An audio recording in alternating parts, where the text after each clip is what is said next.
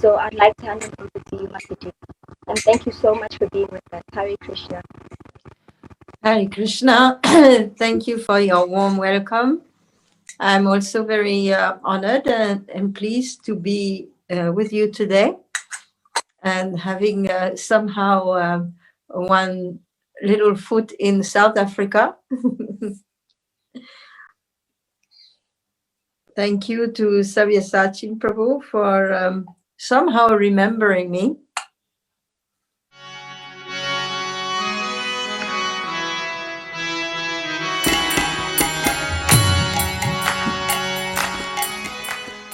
Om Ajnana Timirandhasya Jnananjana Shalakaya Chakshurunmilitam Yena Tasmai Shri Gurave Namaha Shri Chaitanya Manobhishtam Stapitam Yena Bhutale Swayam Rupa Kadamayham Dadati Swapadantikam Jaya Shri Krishna Chaitanya Prabhu Nityananda Shri Advaita Gadadhara Shri Vasadi Gaura Bhakta Vrinda Hare Krishna Krishna Krishna Hare Hare Hare Rama Rama Rama Hare Hare Pancha Kalpatarubhyascha Kripa Sindhobhya cha Patitanam Pavanebhyo Vaishnavebhyo Namo Namaha Mukham Karoti Vacharam Pangam Langayate Girim Yat Kripatamaham Vande Shri Guru Vinataranam. We have heard multiple times from Srila Prabhupada that spiritual education is the missing link in the modern world. He questioned while visiting or lecturing at universities in many places around the world, where is that department? Where is that department that teaches about the soul? So Srila Prabhupada condemned that the modern education is turning all the children and the adults into asses. An ass is a pashu, is an animal. So modern education is turning everyone into an animal. What does that mean? And he asked, where is that department? You have so many departments in the universities. You learn about each and everything, except one thing. Why did you forget that? Where is that department that teaches about the soul? And how is a person who is not spiritually educated considered an animal? Well, because if you look at all the departments of knowledge which belong to the material range, you will see that you can categorize them basically by the four natural, instinctive animal propensities. We learn a lot in this world.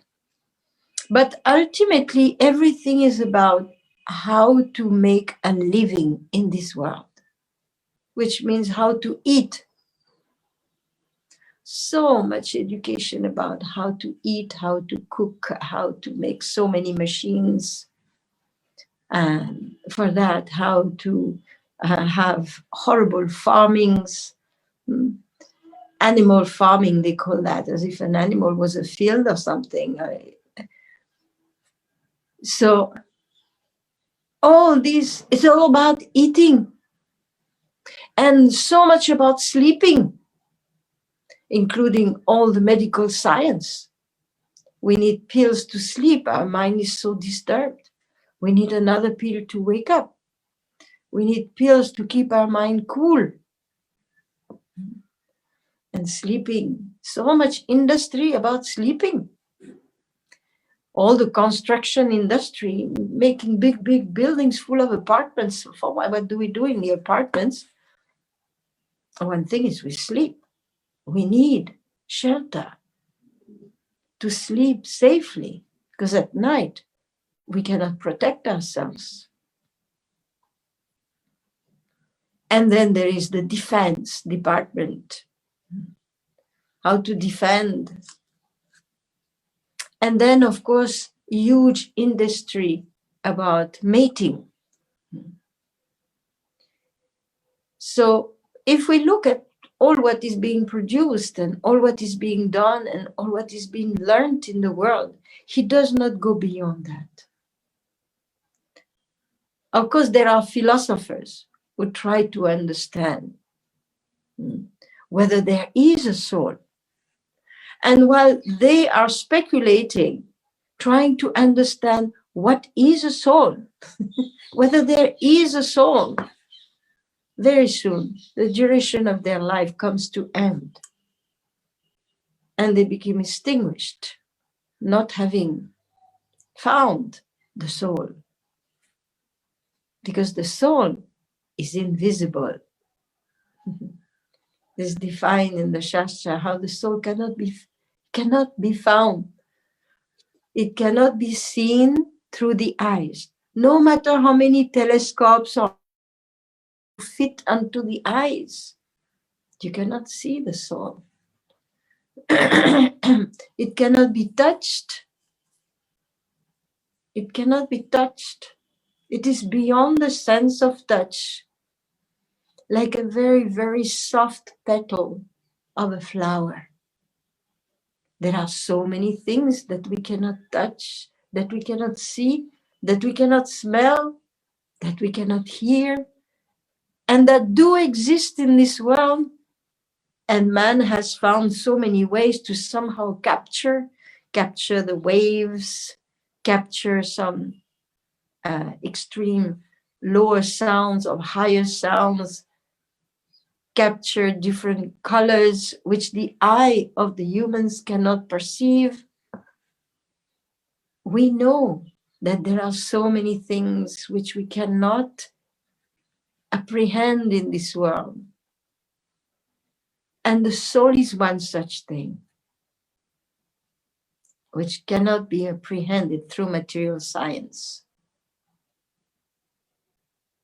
And a good philosopher will come to the conclusion that there is such thing that we cannot understand. But what is the use of discovering something that you cannot understand?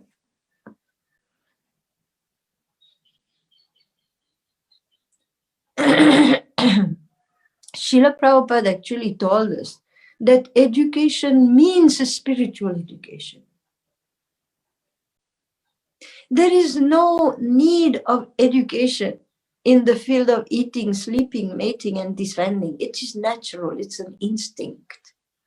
What the material education does is, and the material civilization does, means multiplying the varieties of eating, sleeping, mating, and defending, and making it so complicated and so elaborate that one indeed needs to learn in order to fit in the society. But if you go to any village, people live simply and they perform the same activities in a simple way. And what is important is not how do we do things and what things we do, but any intelligent man knows that the important is the satisfaction that you get. So Srila Prabhupada has pointed out that material activities can never give full satisfaction to man.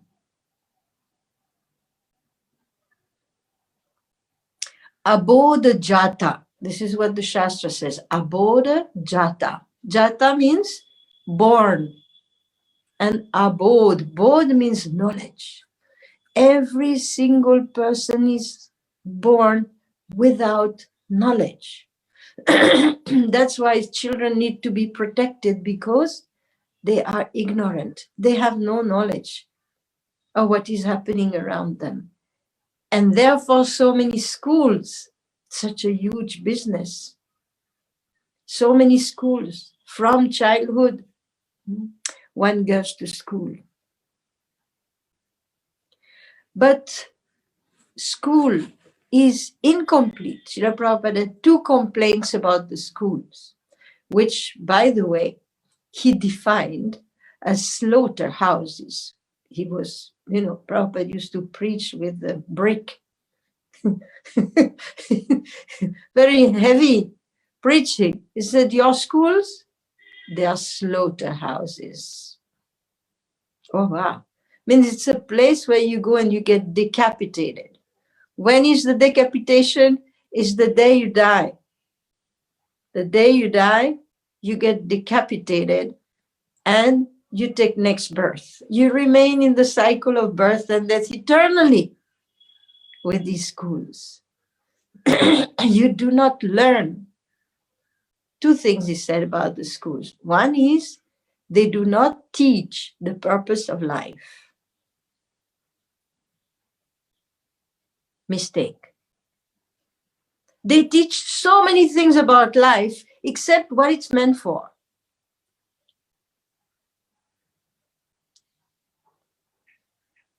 So that is a major defect. And the next defect, second defect, is the teachers. The teachers are what is called in Sanskrit adhira. Dhir. Dhir means a very sober person, very wise, gentle, sober person. And this means a person endowed with all good qualities. A person who is free from vice. But as everyone knows, the teachers in the modern education are mostly not like that. We cannot generalize. There are sure some good people everywhere. But in general, and Srila Prabhupada also said that the teacher's character is important because the child or the student does not learn principally by hearing only, but he is also seeing.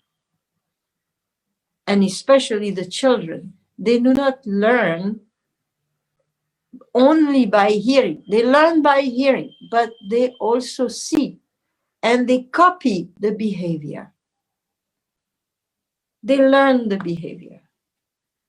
Teacher is smoking, teaching maths, but smoking. What does the child learn?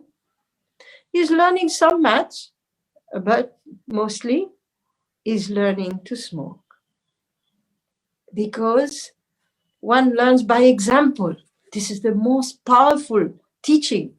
The most powerful teaching is example. Srila Prabhupada said, do as I did. Do as I do. So the hearing part is, of course, the way to learn is hearing. We always hear that. But we have to hear from a person who lives according to what they speak and who is wise and well-behaved. So Prabhupada has these 2 complaints. They don't teach the purpose of life. And those who teach are misleading by their own behavior.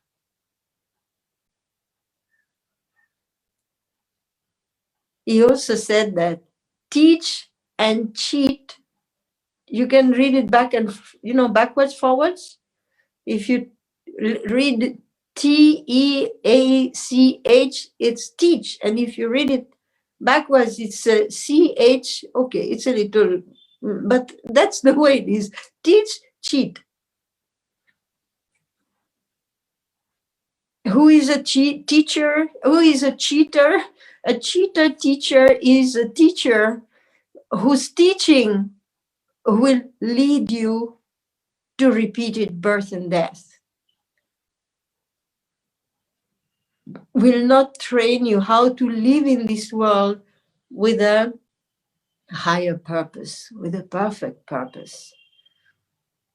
So real education means that we should learn the purpose of life. As a result of not having spiritual education in the society, on global level, that is huge.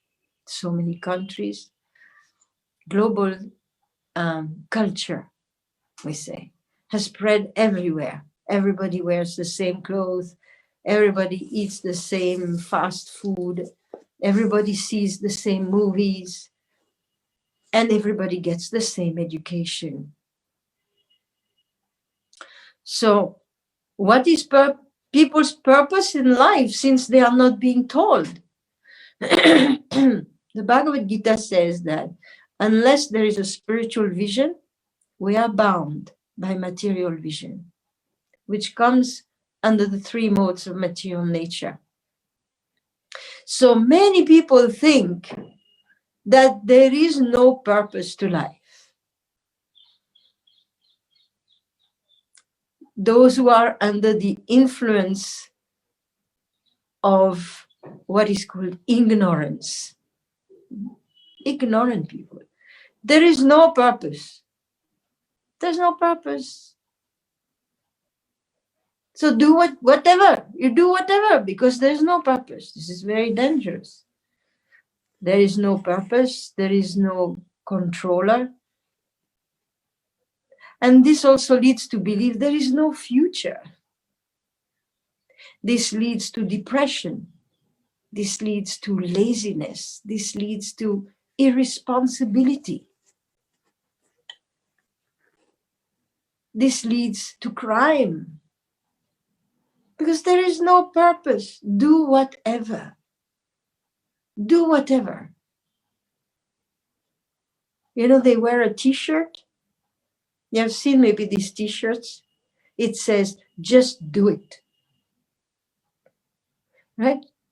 Well, whatever comes to your damn mind, just whatever comes to your mind, whatever you feel like, just do it, boy. Just do it. There's no purpose. There's no goal. And such people many times end up in depression. Because there's no purpose of life. So in the beginning, when you're young, it's okay, you know, you sleep extra, you do nothing, you have no ambitions, there's no purpose. But when you get older and older and older, this eats at you.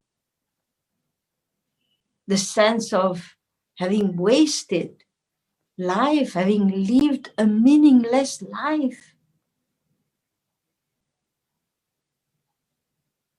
As we know, topmost industry in the world besides warfare is medical industry. Everyone's sick. And what is the highest sickness? Psychomatic. The psyche is sick, and therefore the body is sick. And then there are other people, maximum people. What do they think the purpose of life is? The purpose of life is to be happy, is to enjoy. The purpose of life is to enjoy. You would say, yes, no. Most people think like this. Whatever you do, just enjoy. If it brings you enjoyment, again, just do it. So, and Prabhupada sometimes says 99% of the people are sense enjoyers. But I think he combined these two, the ignorant, who don't even have the impetus to make much endeavor for enjoyment, and then the passionate people. Life is meant to enjoy. And they spend all their life in extreme endeavors to attain pleasure in all kinds of ways. Of course, there are not so many ways because we have like 6 senses, so it has to fit in one of the senses. Pleasure of the ears. They go to the discos, or they go to places, or they hear all kinds of music. They want to see the whole world. They want to travel. They want to eat everything. And of course, they enjoy sex life, which is like what is the favorite. You say not favorite. It is by definition the highest enjoyment in this world for most of the people. So they think life is to enjoy. And just enjoy as much as you can. Eat as much as you can. Travel as much as you can. And for this, of course, you need money. So you have to work hard in general. And then there is a third kind of people who are more peaceful. They are controlled by a different influence of nature, which is known as goodness, good people. The ignorant and the passionate are very selfish, whereas the person in goodness likes to help others. They also enjoy in that way. They take pleasure in giving. They are welfare workers, or just good people who just like to help others, to be helpful. They like to see beauty. They like to protect. They like cleanliness. They like order. They are considered superior because their contribution to society is much more. But still they are bewildered. They too do not know the purpose of life. They just think life is meant to just be good. We have to be a good person. That's the purpose of life. You have to be dutiful. You have to do good to others. You have to have good qualities. You have to behave well. But the purpose is missed. Because all these three people's purpose of life is within the realm of matter. It is within this world.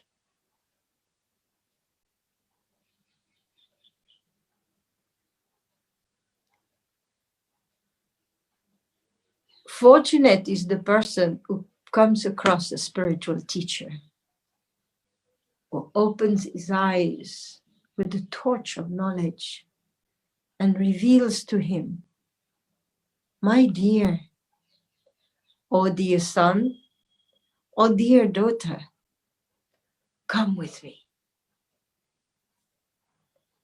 See lying on this bed a dying man. It could be your father, it could be one of your relatives. The dying man is lying there,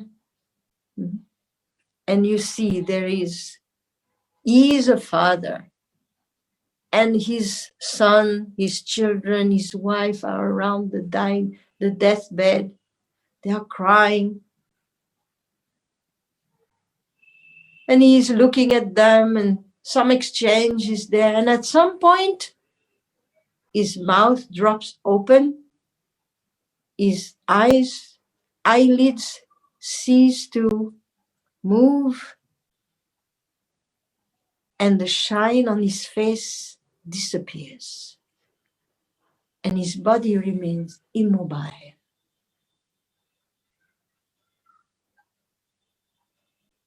And the doctor says, he has gone. He has gone. And everybody cries. But you, my student, should ask, who has gone?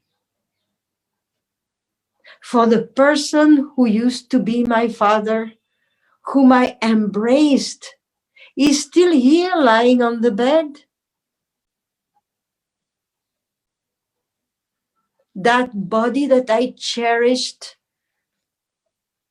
that body that I liked to embrace, that I touched, that I served, that same body that I thought was my father is still here lying on the bed. Why is it then said that he has gone? He has not gone yet. At the same time,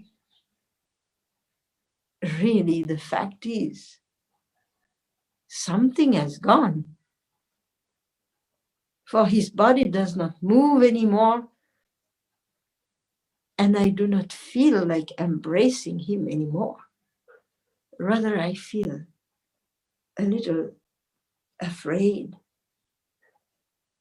disgusted maybe. It's a dead body. Who touches a dead body? In the land of the civilized people, anyone who touches a dead body is considered contaminated and must immediately take a bath.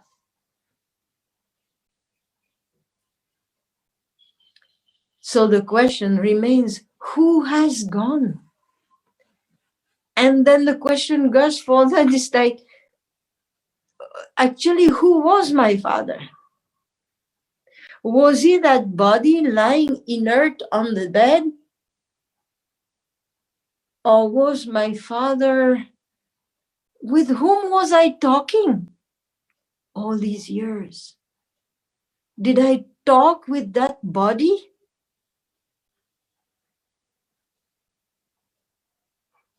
Any intelligent person understands I was not talking just with that body.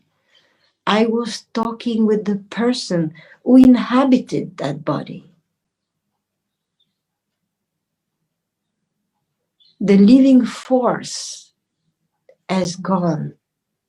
And that living force was my father, was, I would say, the person that I actually related with. And that person is gone, and now that body, tomorrow, either it shall be burnt and turned to ashes,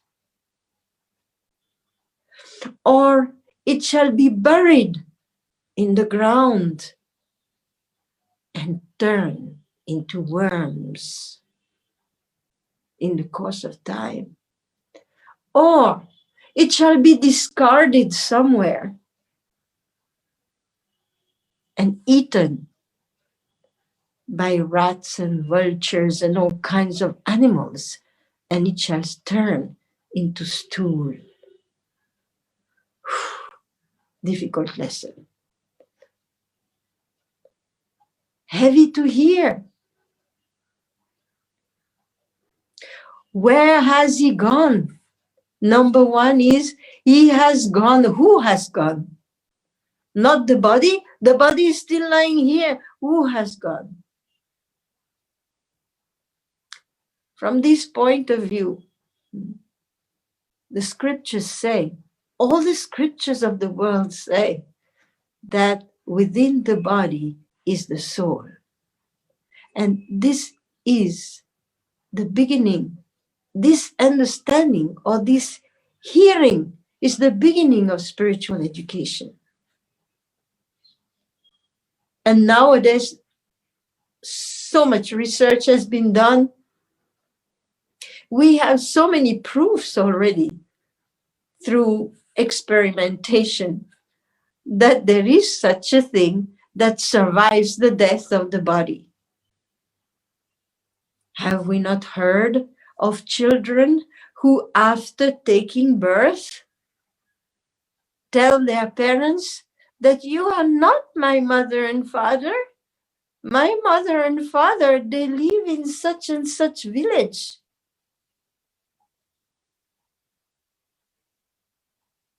They remember their name, they remember their parents, they remember how they died. This is called Jati Smara, remembering one's previous family. So this has been researched and it has been found. People have experiences of leaving their body under anesthesia. So many testimonies are there.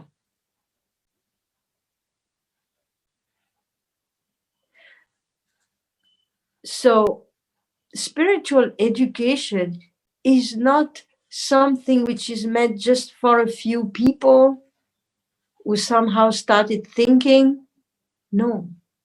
Spiritual education is the education meant for mankind. This is what makes man a human. In the Shastra, it is said that one who does not use his human life, which is particularly marked or characterized by a higher intelligence, one who does not use that human life and higher education to attain the ultimate purpose of life, is considered a killer of the soul. He is killing the soul, although the soul cannot be killed. He is killing it by not letting it become enlightened and fulfill its purpose in this world. This world is a school. It is a school for each and every person to learn one thing. Who am I? What is the purpose of my life? There are a few questions which come under spiritual education. One is who I am. Next is what is my purpose? Another question is what is this world? And of course, another question is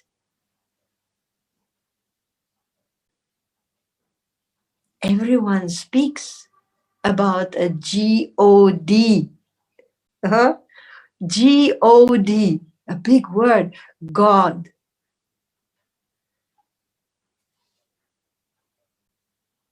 When I was small, I used to think each and every word has a meaning. And there's something behind each. There is something behind each and every word. Like if you say horse, you find everywhere, you'll see, oh, horse. It's an animal with 4 legs and very beautiful hair. If you say bread, there is something which the sound represents that. If you say summer, you'll understand, okay, when it's summer, say, oh, this is summer. Nice, nice. Then I thought, what about God? People speak of God. What is God? He must also be there. Like the bread is there and the summer is there and the horse is there. Why should there be a word which means nothing? So God must also be there. These are the subjects of spiritual education. Not how shall I eat tomorrow? How shall I make money? How shall I protect myself? How shall I dominate over others? These are the subjects of material education. And they shall not protect us at the time of death. Material education and material world, material civilization, Srila Prabhupada said, is like, he says it is the decoration on a dead body. We decorate a dead body. Why? Just to forget. Just to forget that the person is actually dead. And also because we think that this body is the person. The less intelligent think like this, but we already understood that the more intelligent goes like, and who's gone? He is gone? You say he is gone? Who has gone? The soul has gone.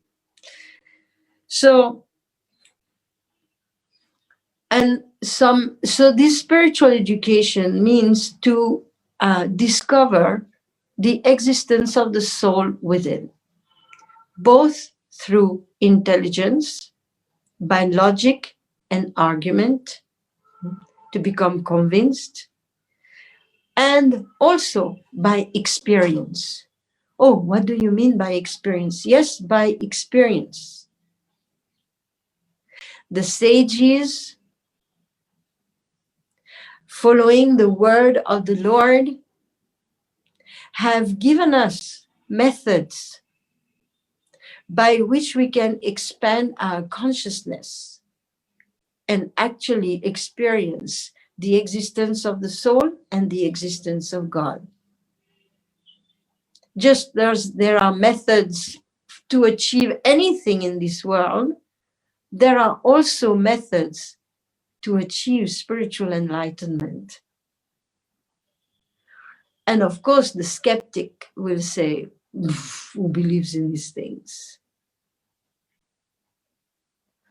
Who believes in these things? We are in the modern world now. We don't believe in any of these things. We believe what we see. That's such a foolish argument. There is a story that when, Gagarin, any of you know who is Gagarin? Gagarin was the first man, he was a Russian, who went in the Sputnik in the 60s, 70s. He was the first man who went in a rocket beyond the earthly atmosphere. He went in space. And when he reached up there in space, the first thing he said, because of course he was representing USSR at that time, which was a communistic country associated with atheism. So the first thing he said when he reached above in the space, he said, "Can't see any God out here."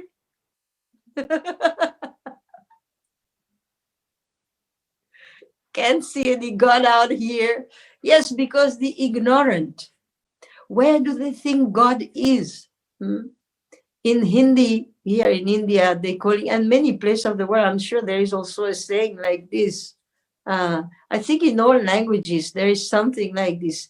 In Hindi, they call the God the Uparwala, which means the one who lives up there. He's up somewhere. The one who is up there.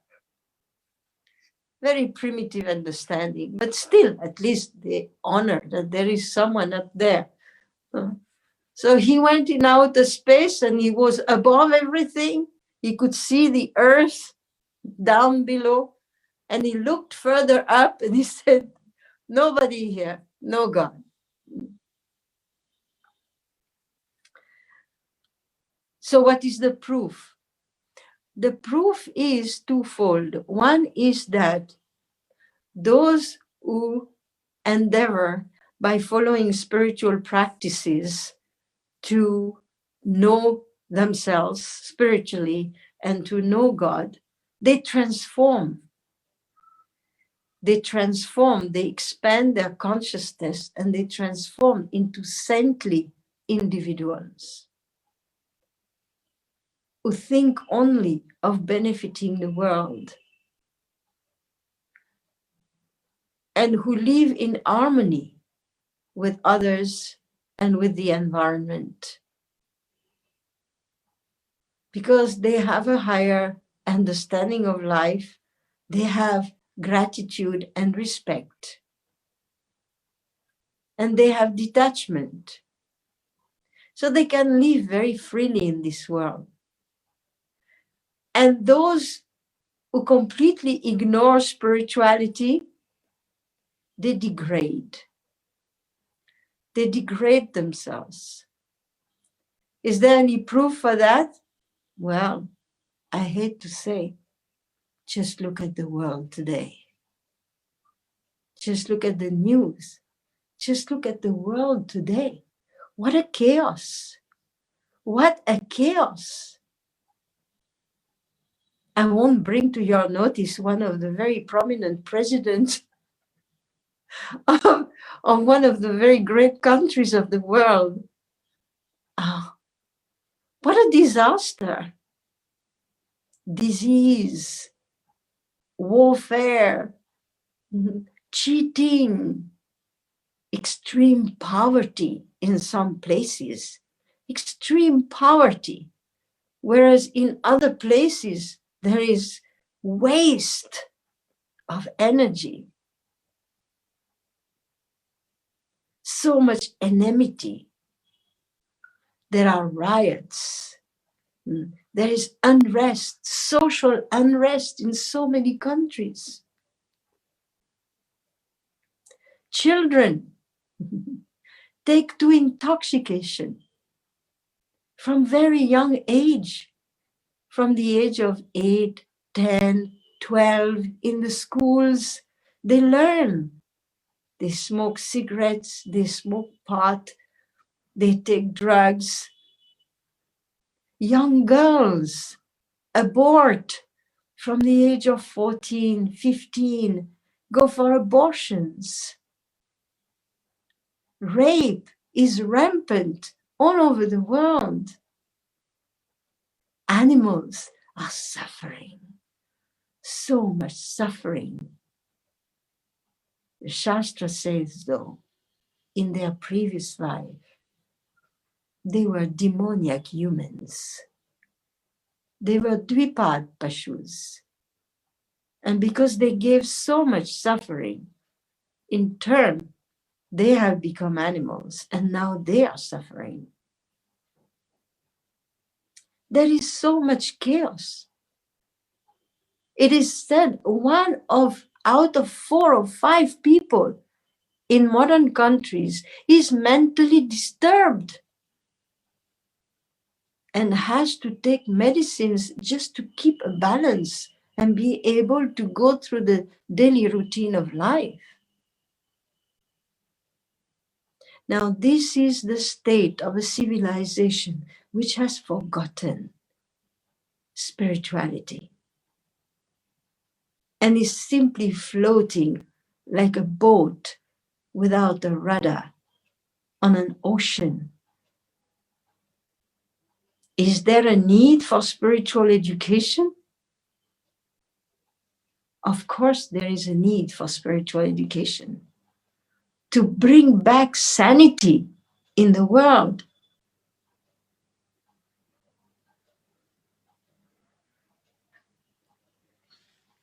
So Srila Prabhupada very much had this vision.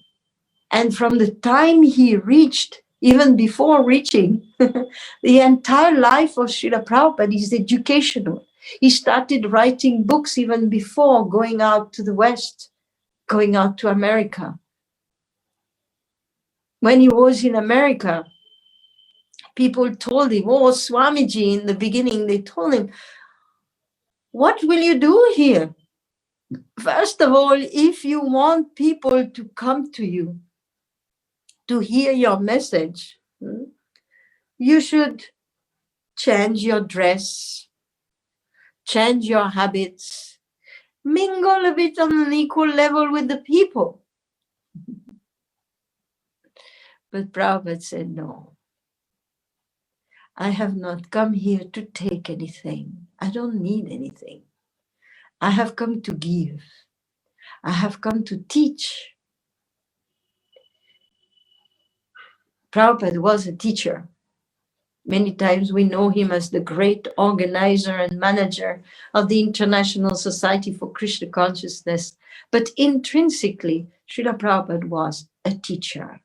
As soon as he got even 2, 3, 4 followers, people who became attracted to him in Tompkins Square Park in America, he used to go there with a pair of kartals and he used to sing, chant Hare Krishna.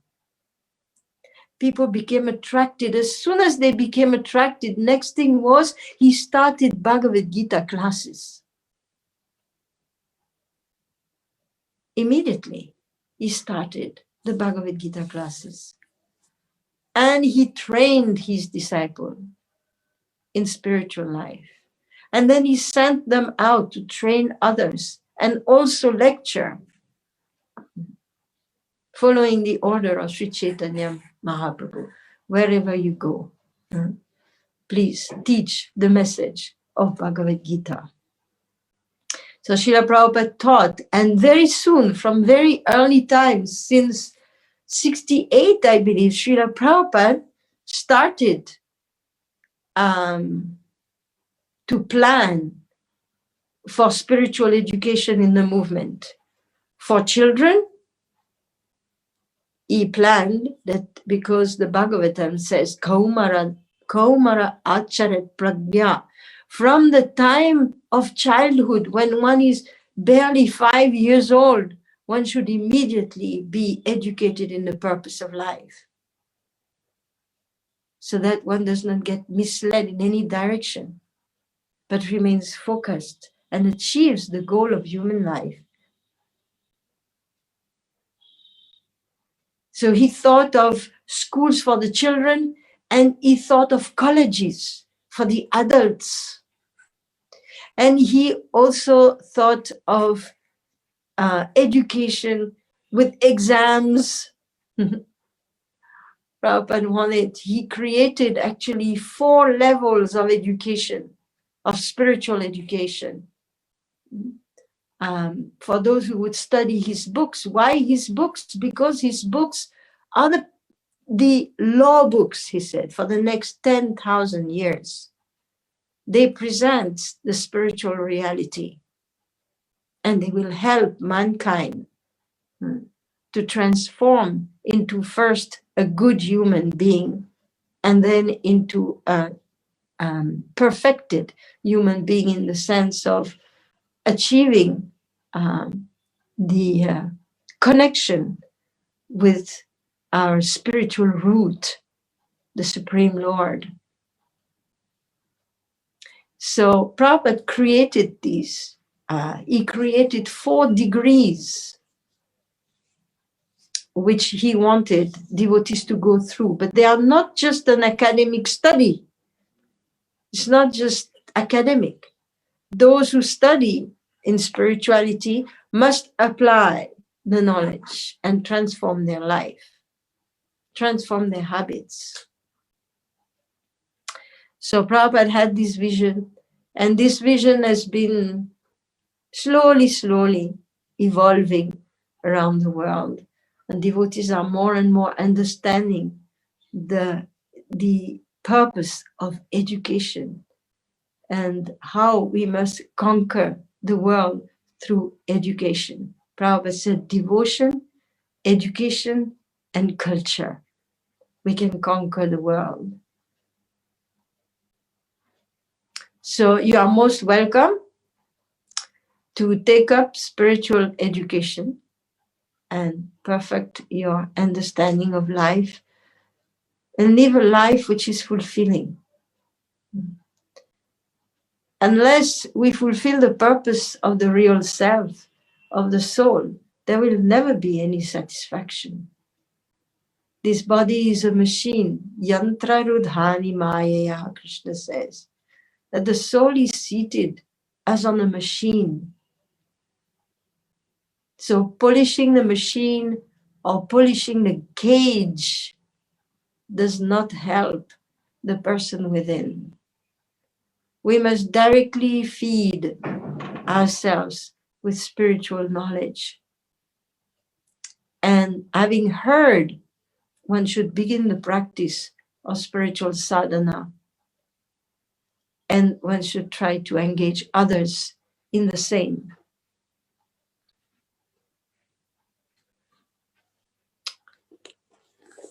Yes? Are we still here?